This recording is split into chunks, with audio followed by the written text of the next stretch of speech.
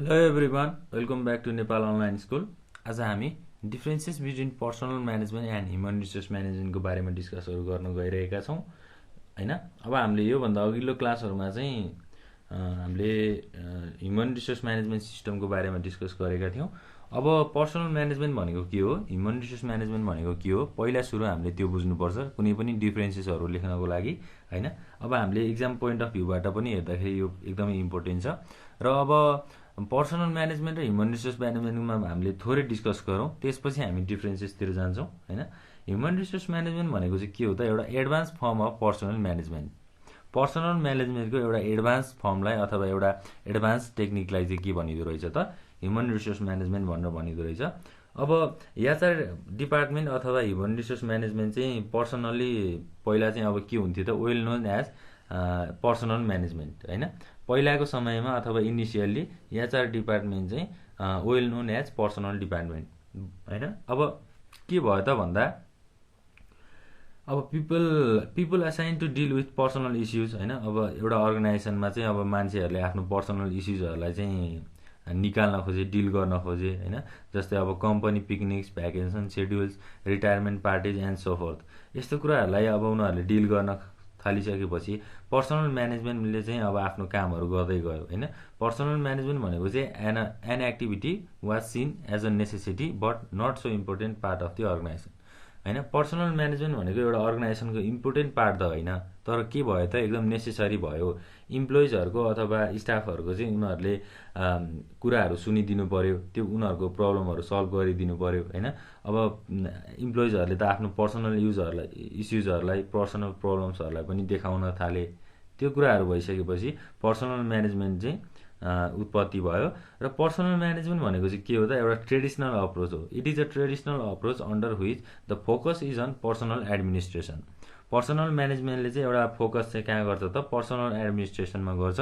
त्यसै गरी अब कम्पेन्सेसन दिँदाखेरि इम्प्लोइ वेलफेयर, लेबर रिलेसन होइन, यस्तो खालको एक्टिभिटिज अथवा यस्तो खालको कामहरूमा चाहिँ उसले पर्सनल्ली एडमिनिस्ट्रेसन गरिरहेको हुन्छ। अब पर्सनल एडमिनिस्ट्रेसन गरिसकेपछि अर्गनाइजेसनमा के डिफेक्ट आउँछ अथवा के प्रब्लमहरू आउँछ भन्दा, सबै इम्प्लोइहरूले इक्वेली अब आफ्नो फेसिलिटिजहरूलाई अथवा आफूलाई इक्वेली ट्रिट नगरेको फिलिङ्सहरू आउन सक्छ होइन। अब उनीहरूलाई सबै खालको इम्प्लोइजहरूलाई त इक्वेली ट्रिट गर्नु पऱ्यो अर्गनाइजेसनमा, त्यो कुराहरू भयो। अब यो कुराहरूलाई सल्भ गर्नको लागि हाम्रो पर्सनल म्यानेजमेन्ट चाहिँ एउटा एडभान्स फर्ममा आयो, जसलाई हामीले ह्युमन रिसोर्स म्यानेजमेन्ट भन्छौँ होइन। ह्युमन रिसोर्स म्यानेजमेन्टले चाहिँ के गर्छ त, it is use as a common word for man power resources. Human resource म्यानेजमेन्टलाई चाहिँ एउटा म्यान पावर रिसोर्सेसको रूपमा पनि लिन सकिन्छ कुनै पनि संस्थामा होइन। अब human resource includes all level of employees in the organization होइन। कुनै पनि संस्थामा सबै लेभलको इम्प्लोइजहरूलाई चाहिँ ह्युमन रिसोर्स म्यानेजमेन्टले इन्क्लुड गरेको हुन्छ अथवा त्यसमा गाभिएको हुन्छ।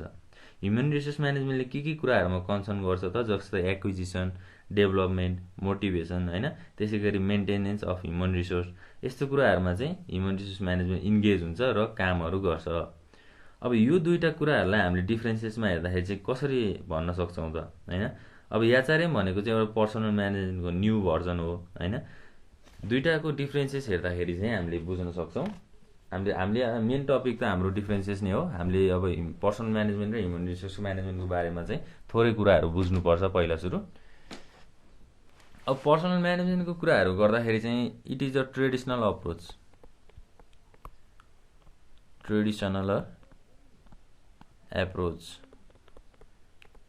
र अब ह्युमन रिसोर्स म्यानेजमेन्टलाई त हामीले मोडर्न अप्रोच भनि नै हाल्यौँ। मोडर्न अप्रोच होइन, modern approach of managing people.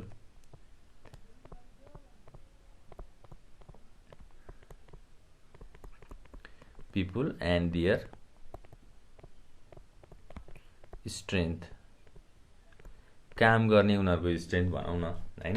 त्यसै गरी अब पर्सनल म्यानेजमेन्टले चाहिँ के कुराहरूमा फोकस गर्छ त भन्दा, it focuses on personal administration. Personal administration भनेको कुनै पनि एउटा इन्डिभिजुअल इम्प्लोइजलाई अथवा इन्डिभिजुअल पर्सनलाई एडमिनिस्ट्रेसन गर्ने, उसको एक्टिभिटिजहरूलाई म्यानेज गरिदिने होइन, त्यस्तो एउटा इन्डिभिजुअल प्रोसेसलाई चाहिँ हामीले पर्सनल म्यानेजमेन्ट भन्छौँ। अब इम्प्लोइ वेलफेयरहरू भयो हैन, यस्तो खालको कुराहरूमा फोकस गरिदिने प्रोसेसलाई हामीले पर्सनल म्यानेजमेन्ट भन्छौँ। र अब एचआरएम म्यानेजरले चाहिँ के कुराहरूमा अथवा एचआरएम ले चाहिँ के कुराहरूमा फोकस गर्छ त भन्दा इट फोकसेस अन एक्विजिसन भनेको इम्प्लोइजहरूलाई मोबिलाइज गर्ने, उनीहरूलाई कामहरू गराउने हैन। त्यसै गरी डेभलपमेन्ट भयो, मोटिभेसनको कुराहरू, र हाम्रो लास्टमा के थियो त मेन्टेनेन्स। यी कुराहरूमा चाहिँ हाम्रो ह्युमन रिसोर्स म्यानेजमेन्टले चाहिँ फोकस गरिरहेको हुन्छ। दुईटा डिफरेन्सेस भयो हैन। त्यसै गरी अब एजम्पसन्स, पर्सनल म्यानेजमेन्टको एजम्पसन्सहरू चाहिँ के कस्ता छन् त हैन। It assumes people as an input. मान्छेहरूलाई चाहिँ अब पर्सनल म्यानेजमेन्टले के आधारमा एज्युम गरिरहेको हुन्छ त भन्दा एज अ इनपुटको आधारमा एज्युम गरिरहेको हुन्छ, थिङ्क गरिरहेको हुन्छ, सोचिरहेको हुन्छ, एचिभिङ डिजायर्ड आउटपुट। मान्छेहरूलाई चाहिँ एज अ इनपुट थिङ्क गरिरहेको हुन्छ। अब ह्युमन रिसोर्स म्यानेजमेन्टले चाहिँ के कुराहरूमा एज्युम गर्छ त भन्दा it assumes people as an important and valuable process.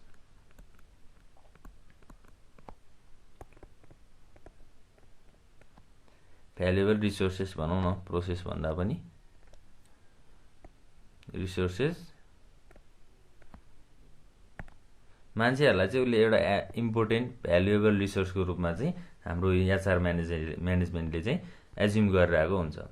अब पर्सनल म्यानेजमेन्टको गोलहरू के हो त हैन। पर्सनल म्यानेजमेन्टको मेन अब्जेक्टिभ्स भनेको के हो त, it is undertaken for employees satisfaction. कुनै पनि इम्प्लोइजहरूको सेटिस्फ्याक्सनलाई अन्डरटेकन गरेर हैन, सेटिस्फ्याक्सन गराउनको लागि अथवा उनीहरूलाई सेटिस्फाइड गराउनको लागि चाहिँ पर्सनल म्यानेजमेन्टले चाहिँ आफ्नो फोकस अथवा आफ्नो अब्जेक्टिभहरू राखेको हुन्छ। आफ्नो मेन धारणा नै त्यही हुन्छ। र अब हाम्रो ह्युमन रिसोर्स म्यानेजमेन्टले चाहिँ के गर्छ त भन्दा administrative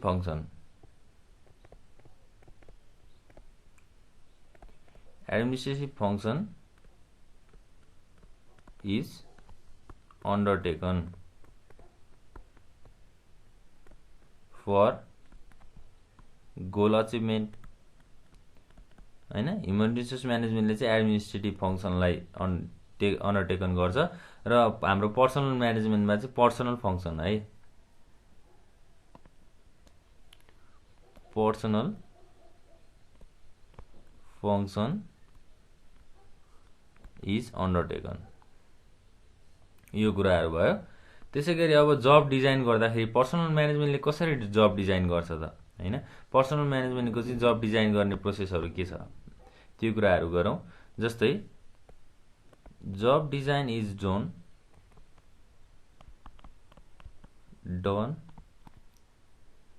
on the basis of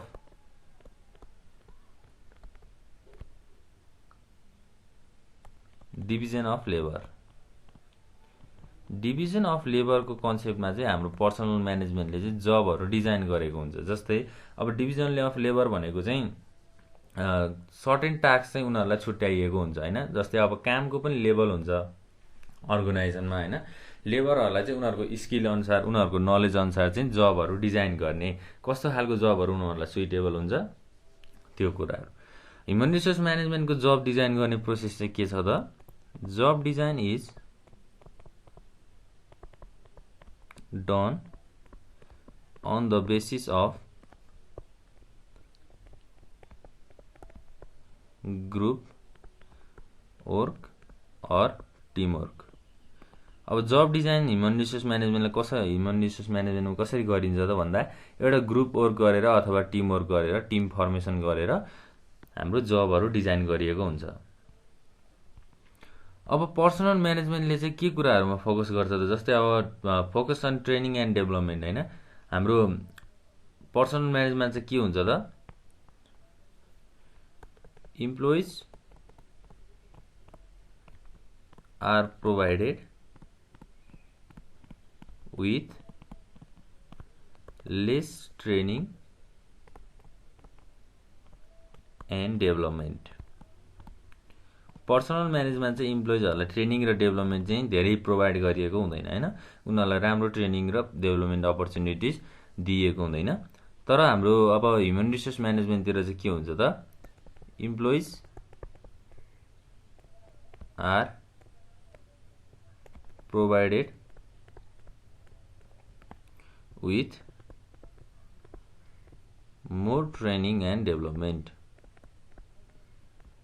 सजिलो छ, हाम्रो केही पनि छैन यो कुराहरू। इक्जाममा लेख्दाखेरि हामीले यसरी नै पोइन्ट वाइज लेख्नु होला, तपाईहरुले सजिलो हुने गर्छ। अब employees are provided with more training and development भनेको हाम्रो ह्युमन रिसोर्स म्यानेजमेन्ट चाहिँ ट्रेनिङ र डेभलपमेन्टहरु चाहिँ धेरै प्रोभाइड गरिएको हुन्छ उनीहरुको स्किलहरु नलेजहरु बढाउनको लागि। त्यसैगरी अब डिसिजन हैन, पर्सनल म्यानेजमेन्टले कसरी डिसिजन लिन्छ त, के को आधारमा पर्सनल म्यानेजमेन्टले डिसिजन लिन्छ त भन्दा, decisions are made by the top management. Top management as per the rules of the अर्गनाइजेसनको रुल्स अथवा पोलिसीहरु अनुसार चाहिँ टप लेभल म्यानेजमेन्टले चाहिँ डिसिजन प्रोसेसहरु अगाडि बढाएको हुन्छ। अब हाम्रो एचआरएम सिस्टममा चाहिँ के हुन्छ त, decisions are made collectively. Decisions are made collectively after considering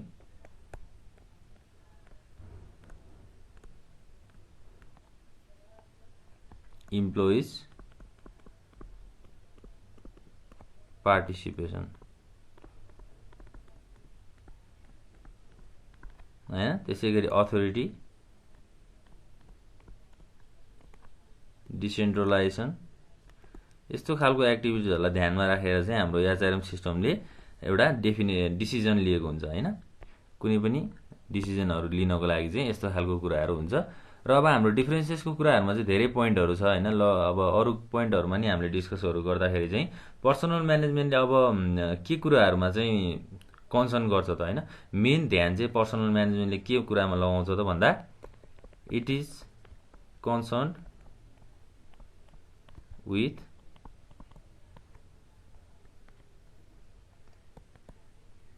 personal manager हैन। पर्सनल म्यानेजरसँग चाहिँ पर्सनल म्यानेजमेन्टको कुराहरु चाहिँ कन्सर्न भइरहेको हुन्छ। एउटा पर्सनल म्यानेजरले चाहिँ सबै कामहरु पर्सनल म्यानेजमेन्ट अन्तर्गत आउने सबै कामहरु चाहिँ पर्सनल म्यानेजरले गरेको हुन्छ। र अब एचआरएम मा चाहिँ के कुराहरु कन्सर्न हुन्छ त भन्दा, HRM is concern with all levels of organization. All levels of managers भनौं, अर्गनाइजेसन भन्दा पनि managers from bottom to top हैन। एचआर म्यानेजरको चाहिँ के हुन्छ त, it is concern with all level of managers from bottom to top भनेको तलदेखि माथिसम्म हैन। एउटा अर्गनाइजेसनल स्ट्रक्चरमा लो लेभलदेखि हाई लेभलसम्म अथवा टप लेभलसम्म सबै खालको म्यानेजरहरुसँग चाहिँ यो कुराहरु कन्सर्न भइरहेको हुन्छ। यसैगरी चाहिँ हामीले अब डिफरेन्सेसको कुराहरु सकेका छौं हैन। डिफरेन्सेसको कुराहरुमा चाहिँ हाम्रो पोइन्टहरु धेरै छ। अब यो कुराहरुलाई याद गर्दाखेरि चाहिँ सजिलो छ हामीलाई याद गर्नको लागि पनि, कुनै गाह्रो छैन। एक्जाममा हामीले लेख्दाखेरि चाहिँ के लेख्नु पर्यो त भन्दा, डिफरेन्सेस आउँदाखेरि सिधै डाइरेक्ट डिफरेन्सेस नलेखौं हैन। पर्सनल म्यानेजमेन्टको कुराहरु पहिला डेफिनेसन दिउँ, त्यसैगरी ह्युमन रिसोर्स म्यानेजमेन्टको बारेमा डेफिनेसन्सहरु प्रोभाइड गरौँ हैन। त्यो कुराहरु भनेको के हो त्यसको एउटा डिटेल हाम्रो इन्ट्रोडक्सन दिउँ, त्यसैगरी हामीले अब डिफरेन्सेसको कुराहरु गर्न सक्छौं। अब एक्जाममा चाहिँ हामीले अब हाम्रो स्ट्रक्चर अनुसार चाहिँ राम्रोसँग हामीले ड्र हैन, लाइनहरु ड्र गरेर सेट गरेर पनि गर्न सक्छौं। त्यो देख्दाखेरि चाहिँ हामीलाई एट्र्याक्टिभ पनि हुन्छ। अब हामीले डिस्कस गर्ने टपिक भनेको लगभग आज यति नै हो हैन। डिफरेन्सेस बिट्विन पर्सनल म्यानेजमेन्ट र ह्युमन रिसोर्स म्यानेजमेन्टको बारेमा एक्जाम पोइन्ट अफ भ्यूबाट पनि यो क्वेशनहरु इम्पोर्टेन्ट नै हुन्छ। अब हामीले नेक्स्ट क्लासमा डिस्कस गर्ने भनेको ह्युमन रिसोर्स आउटकम्सको बारेमा हो। त्यति बेलासम्मको लागि नेपाल अनलाइन स्कुललाई बिदा दिनु होला। Thank you.